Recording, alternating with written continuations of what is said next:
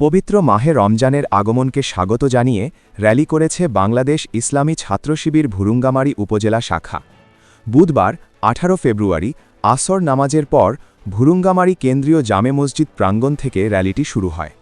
র্যালিটি উপজেলার প্রধান সড়ক প্রদক্ষিণ করে ভুরুঙ্গামারী বাসস্ট্যান্ড এলাকা অতিক্রম করে শেষ হয় জনতা ব্যাংকের ভুরুঙ্গামারী শাখার সামনে।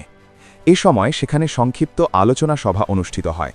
বক্তারা পবিত্র রমজান মাসের তাৎপর্য, সংযমের শিক্ষা এবং তাকওয়া অর্জনের গুরুত্ব তুলে ধরেন। তারা রমজানের পবিত্রতা রক্ষায় সকলকে সচেতন হওয়ার আহ্বান জানান। র্যালিতে অংশগ্রহণকারীরা বিভিন্ন স্লোগান দেন। তাদের কণ্ঠে ধ্বনিত হয় নারায়ে তাকবীর, আল্লাহু আকবার, আহলান সাহলান, মাহে রমজান। রমজানের পবিত্রতা রক্ষা করো, করতে হবে। অশ্লীলতা বেহায়াপনা বন্ধ করো, করতে হবে। এবং দ্রব্যমূল্যের ঊর্ধ্বগতি বন্ধ করো, করতে হবে। র্যালি শেষে ছাত্র শিবিরের স্থানীয় দায়িত্বশীল নেতৃবৃন্দ সমাজে নৈতিকতা, শালীনতা ও ইসলামী মূল্যবোধ প্রতিষ্ঠায় সম্মিলিত প্রচেষ্টার আহ্বান জানান। পবিত্র রমজানকে সামনে রেখে তাদের আয়োজন এলাকায় ধর্মীয় আবহ সৃষ্টি করেছে বলে জানান আয়োজকরা।